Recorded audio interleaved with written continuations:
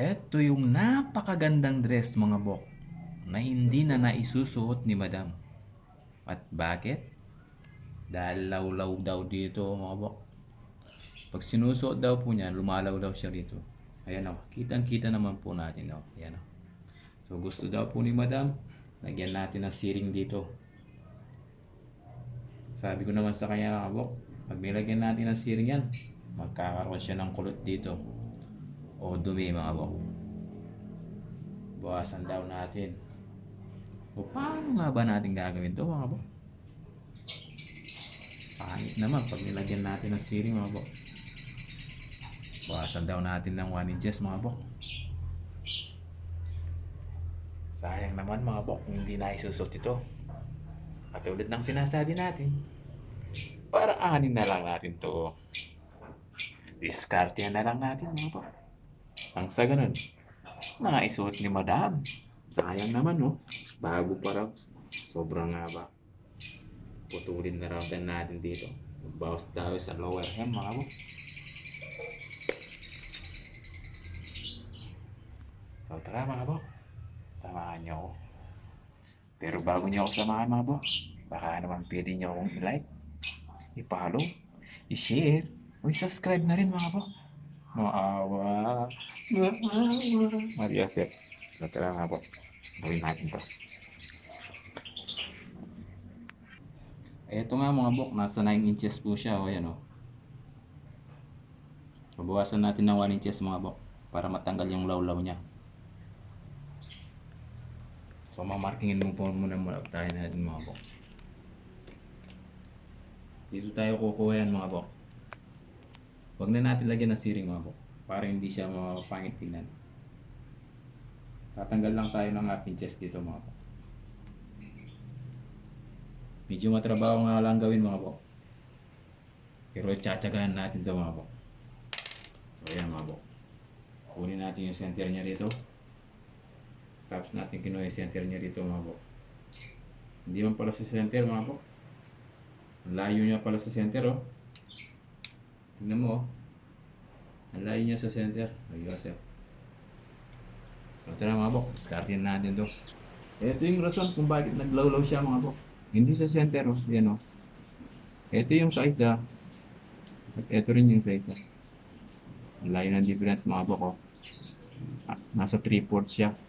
Kaya pala naglalawlaw siya eh. Dapat makuha yung center dito. Kaya yun yung kanyang winiak mga bok oh.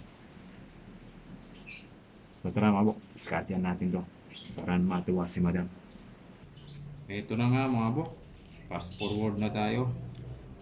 Nai-remove na natin yung kanyang sewing mga bok. Yan o. So tara mga bok, gawin na natin to. Ayan, para malaman na kung paano bagsakan nito. So ito na nga mga bok, gagawin na natin to. I-adjust natin to.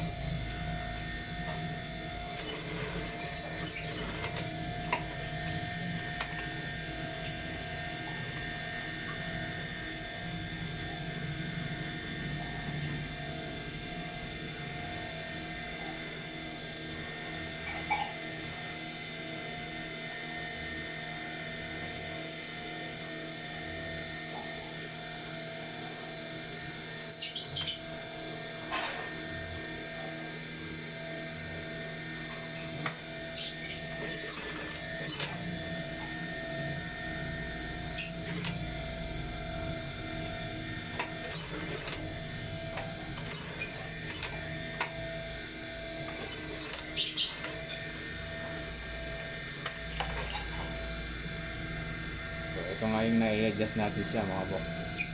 Ano, sobrang laki ako. Yan o, both side mga po. Kanina hindi siya center mga po. So dapat maging center to.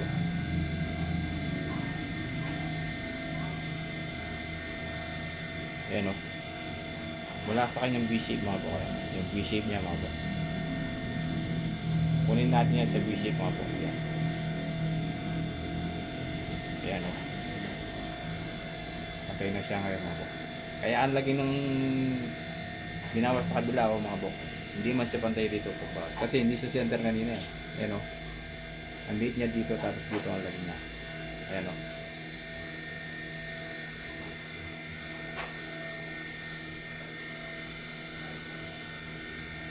So sana hindi na maglawlaw ito mga po. Pag ginagawa mo kanina mga po, lumalawlaw siya. So try, tatap natin ito mga po.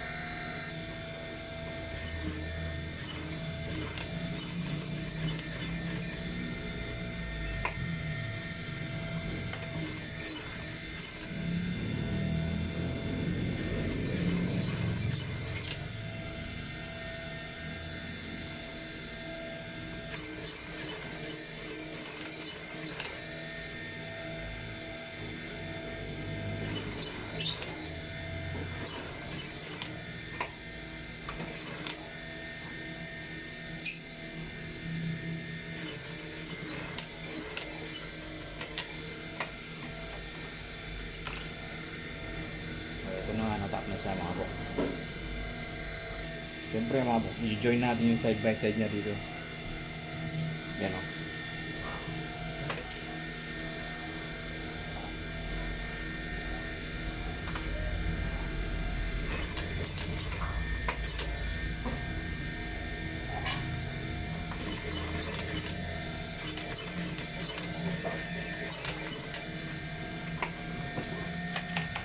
So ayan mga po.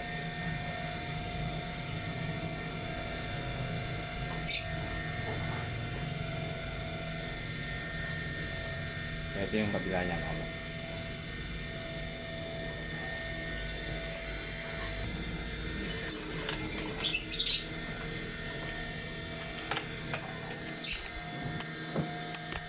So ito nga mga po.